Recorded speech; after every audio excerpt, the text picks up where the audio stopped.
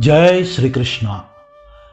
కృష్ణ చరితము మధుర సుధాభరితము, కృష్ణ చరితము మధుర సుధాభరితము. ముద్దుల కృష్ణుని మురళీధరుని గాథలెన్నెన్నో, శుభగాథలెన్నెన్నో. కృష్ణ చరితము మధుర సుధాభరితము. భగవద్బంధువులారా, జగద్గురువైన శ్రీకృష్ణ భగవానుని దివ్య పాదపద్మములకు అత్యంత భక్తి పారవస్యంతో నమస్కరిస్తూ, శ్రీకృష్ణ కర్ణామృతంలోని ఒక అద్భుతమైన శ్లోకంతో ఆ బాలగోపాలని స్తుతిస్తూ మన యొక్క కొత్త అంశాన్ని ప్రారంభిద్దాం.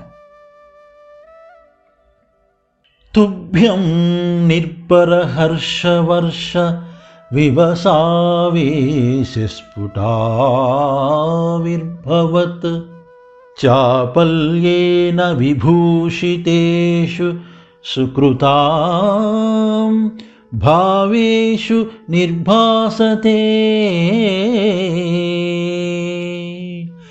శ్రీమద్గోకులమండనాయ మహతే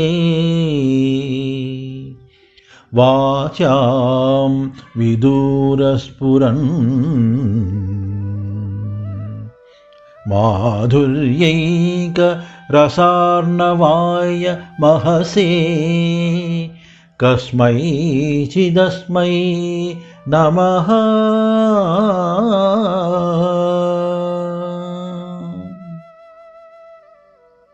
మరి దీని అర్థం ఏమిటంటే, ఎవరి హృదయాల్లో ఆనందపు జల్లులు కురిపిస్తూ ఆటపాటలతో అలరిస్తూ ఉంటాడో, ఎవరైతే అందమైన గోకులానికే అలంకారమైన వాడో, ఎవరి గొప్పతనాన్ని మాటల్లో వర్ణించలేనటువంటిదో, ఎవరైతే స్వచ్ఛమైన మధురామృత సాగరం యొక్క తీయదనం అయి ఉంటాడో, అటువంటి బాలకృష్ణునికి నా ప్రణామాలు అని అర్థం.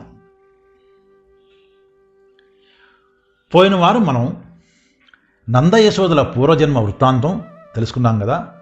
మరి ఈరోజు అంశం ఏమిటంటే, కొంటకృష్ణుడు యశోదమ్మ పెరుగు చిలుకుతుంటే కవ్వం పట్టుకొని తల్లిని ముప్పు తిప్పలు పెట్టే విశేషాలేమిటో చూద్దామా. అసలు కృష్ణుడు పుట్టిన తర్వాత నందగోకులంలోని ఆ సందడి కానీ ఆ సంరంభాలు కానీ వర్ణింపనలవి కానివి కదా. ఇలానే ఒకరోజు యథావిధిగా పిన్నలు, పెద్దలు, యువతులు అందరూ వారి వారి పనుల మీద వెళ్ళిపోయారు. ఇంకా యశోదాదేవి పెరుగు చిలకడానికి ఇంటి వద్ద ఉన్న స్తంభం వద్దకు వచ్చి కుండ కదలకుండా వెదురు కుదురును కుదురుగా పెట్టి దాని మీద పెరుగు కుండను పెట్టింది. ఇంకా తరిత్రాడు అంటారు కదా, ఆ తరిత్రాటిని కవ్వానికి గట్టిగా కట్టి పెరుగు చిలకటం మొదలుపెట్టింది.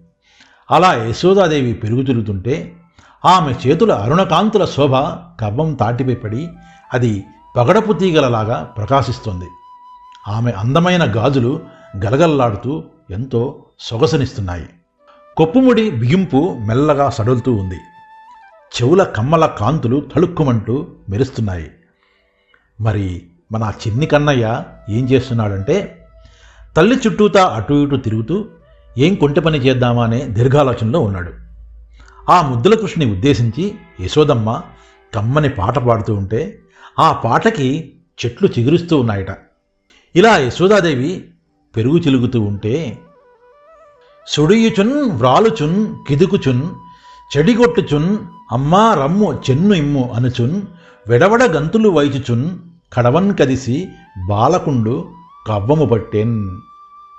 ఆమెని పని చేసుకోనికుండా కన్నయ్య ఆమె చుట్టూ తిరుగుతూ మీద పడుతూ పైటలాగుతూ గంతులు వేస్తూ అల్లరి చేస్తున్నాడు.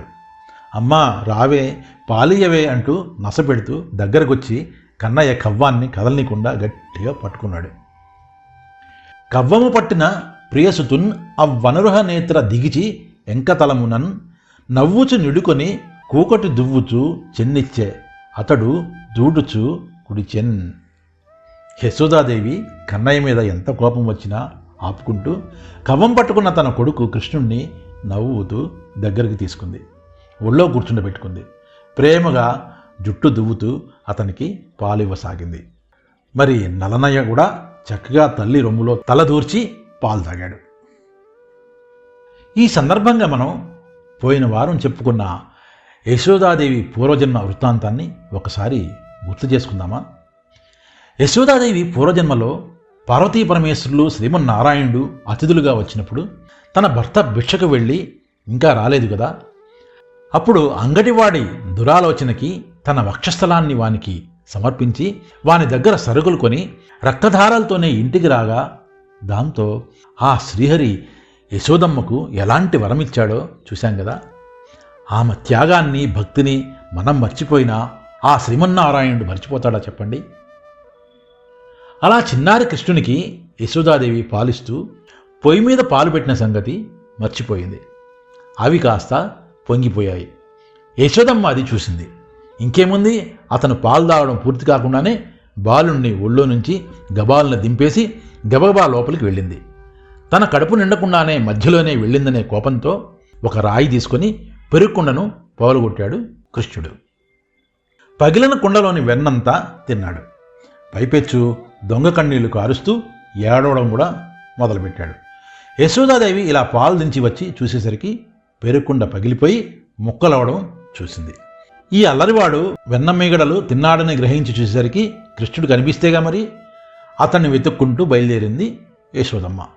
ఇంట్లో పెరుగుకుండ పగలగొట్టి అక్కడ ఇంకొక ఇంట్లో ఒక రోలుని తిరగేసి దాని మీద ఎక్కి ఉట్టి మీద ఉన్న వెన్నంతా ఒక కోతికి పెడుతున్నాడు. యశోదమ్మ వచ్చి కృష్ణుడు కోతికి వెన్న పెడుతూ అల్లరి చేస్తుండడం చూసి ఒక బెత్తం చేతిలో పట్టుకొని, నువ్వు ఇప్పటి వరకు ఎవరికీ చిక్కలేదని, నిన్ను ఎవరూ శిక్షించలేరని, ఎవరూ అడ్డుకోలేరని, నిన్ను భయపెట్టరని నీకు అదురు బెదురు లేకుండా పోయింది. అందుకే కదా నా మాట బొత్తిగా వినడం లేదు. సరే కానీ ఇవాళ ఎలా తప్పించుకుంటావో చూస్తాను అంటూ యశోద కృష్ణుణ్ణి మందలిస్తూ తన కొడుకు దుడుకుతనం తలుచుకుంటూ ఇలా అనుకుంటుంది.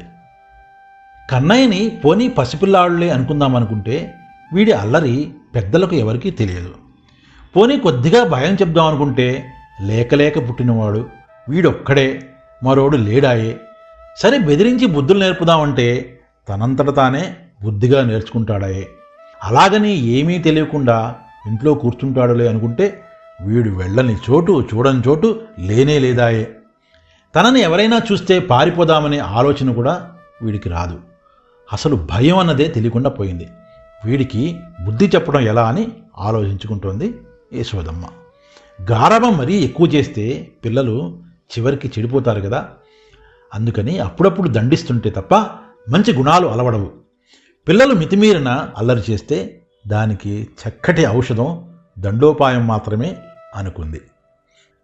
లాలనాద్ బహవో దోషాన్ తాళనాద్ బహవో గుణాహ తస్మాత్ పుత్రంచ శిష్యంచ తాళయేన్ న తులాలయేచ్ఛ అని అన్నారు కదా.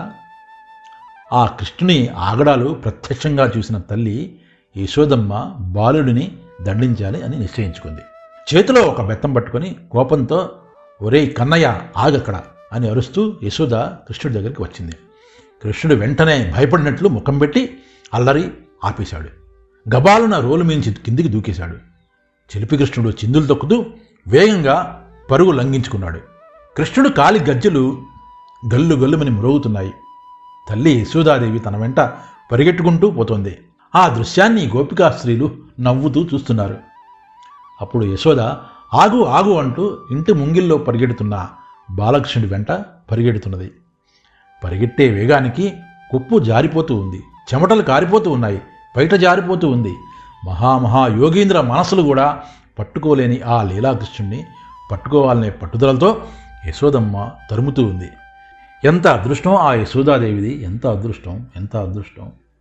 కానీ వెంటబడి చివరికి యశోదమ్మకి కన్నయ్య దొరికాడా అంటే దొరికాడు అని అర్థం. మరి దొరికిన తర్వాత కన్నయ్యని యశోదమ్మ ఏం చేసింది, ఆ విశేషాలన్నీ మరి వచ్చే వారం చెప్పుకొని పరవశించిపోదామా? శ్రీమన్నందయశోదా హృదయస్థిత భావతత్పరో భగవాన్ పుత్రీకృత నిజరూప సృజయతి పురతః కృపాళుర్ బాలకృష్ణ. ఆహా, ఈ విధంగా ఆ శ్రీకృష్ణుని లీలలను, వైభవాలను, ఆయన తత్వాన్ని మనం లేసి మాత్రమైనా తెలుసుకున్నందుకు ఆ భక్తవత్సలుడైన శ్రీకృష్ణ పరమాత్మ తన కృపాకటాక్ష విష్ణువులు మన మీద కూడా తప్పకుండా ప్రసరిస్తాడని ఆశిస్తూ ఆ శ్రీకృష్ణ భగవాని దివ్యమంగళ రూపాన్ని వచ్చే వారం దాకా మనసు నిండా నింపుకొని ఆయన్ని స్మరించుకుంటూ మనసు పులకరింపజేసుకుంటూ మళ్ళీ మనం మరొక కొత్త అంశంతో వచ్చే వారం కలుద్దామా? అంతవరకు సెలవు. సర్వే జనా సుఖినో భవంతు. జై శ్రీకృష్ణ.